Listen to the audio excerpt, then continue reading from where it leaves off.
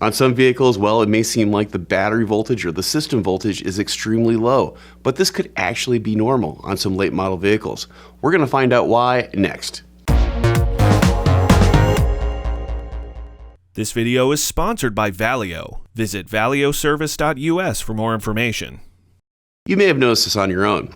Some vehicles, well, when they're sitting there idling or doing certain things on the road, the system voltage may seem a little low to you. Normally, a vehicle, well, it'll have a voltage coming from the alternator between 14.2 to 14.6 volts. But some late model vehicles, well, they've got systems on it that manage the electrical system a little bit different.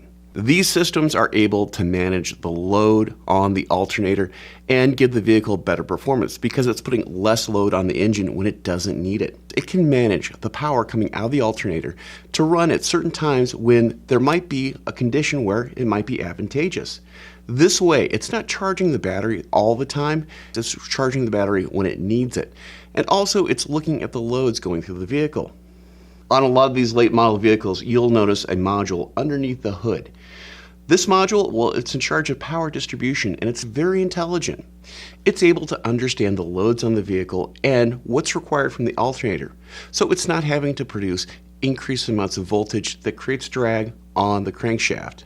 It's able to anticipate loads and look at loads on the vehicle. Like, let's say the driver turns on the heated seat. Or let's say there's an incident with the fuel injection or with the ignition system. It's able to measure these loads and then put out the right amount of power for the vehicle at the time. Older vehicles, well, they only had one choice, anywhere between 14.3 to 14.7 volts, even higher than that at times. This was very inefficient. This new way of managing the power, well, it can save gas mileage on a vehicle, but it can be problematic for you when you're doing your diagnosis. Make sure you're looking at the service information for the theory and operation for the alternator if you see a system voltage that might be a little low for the time. I'm Andrew Markel. Thank you very much.